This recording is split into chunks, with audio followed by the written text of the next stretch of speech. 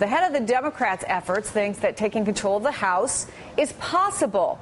But look at the numbers. Democrats would need a net gain of 25 seats, as well as hold on to 3 vacancies that were held by Democrats. Let me bring in the chairman of the Democratic Congressional Campaign Committee, New York Democratic Congressman Steve Israel. Good to have you back. Great to be with you.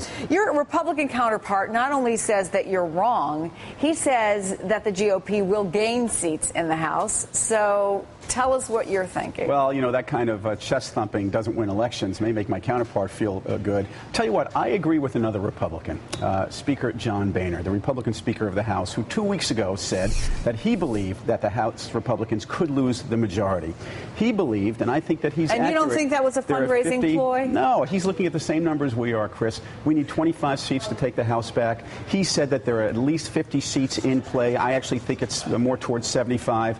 Fact of the matter is that every week we get closer. I'm not saying we're there. It's still uphill. Well, but every week Charlie we get Cook, closer. Very respected pollster, he looked at it. Right now he says he thinks the Democrats will pick up 5 to 15. How do you close that gap, then, of another 10, 13 seats? We close the gap by indicating the fundamental differences between these extremist House Republicans and solution-oriented Democrats. We'll close the gap this week. This week, this extremist Republican Congress is going to try and dilute the Violence Against Women Act.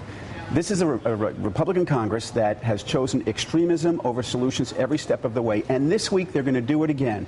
After declaring this war against women, this is the new battle. They're going to try and dilute the Violence Against Women Act, protections against women, because they are extremists. They are out of touch.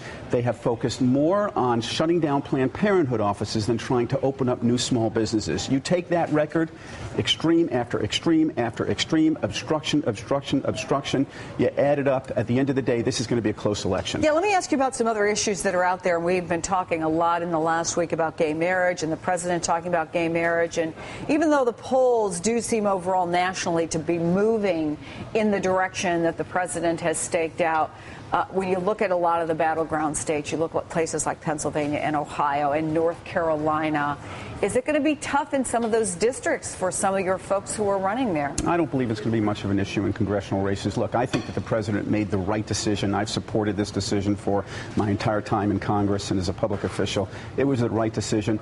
But every member of Congress and every challenger has to reflect the values and priorities of the districts in which they're running. I don't believe that this issue is going to sway the election one way or the other. Yeah, given that point that congressional districts are very specific, and obviously you run a much more localized campaign, do you think that there will be some overriding issues and are there overriding issues that you're already talking to some of your candidates about, like, let's say, the Paul Ryan budget? This is an election that will be a referendum on extremism versus solutions. People elected a Tea Party Congress that has been focused on ideology and not ideas, that has been focused on taking one job away from the president instead of creating more jobs for the American people, that has an ideological agenda that has not brought the country forward, but has hijacked the country to the far right. And people have to wake up every morning and say, has my Republican Tea Party incumbent created jobs, made life easier, reduced the cost of college for my kids, stabilized taxes? And on every single one of those questions, the answer is no. They have been about extremism. We need a Congress that's going to be about solutions, and that's why all of our recruits around the country are about solutions. Well, it takes money to get that message out there, obviously, and I think especially when you have some new candidates, people who might not be the most familiar faces, if you want to be able to define yourself, define your candidate. We had some numbers up there earlier. I'm going to ask them to put them up again.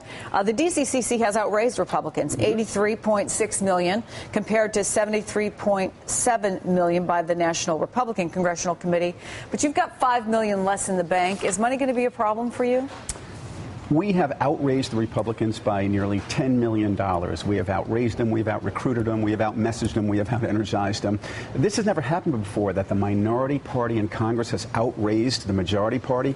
It's because we have such a broad base of support. Our grassroots donations are off the charts. People want a member of Congress who will vote to strengthen laws to protect women from domestic violence, not weaken laws to protect women from domestic violence. The result is that our fundraising is going exceedingly well. You think you're going to win control of the House? You know, no, I've never said that. I've said that it will be in range. It is in range. We can see the goalposts. We'll see. In range? I'll let you know sometime after midnight on Election Day.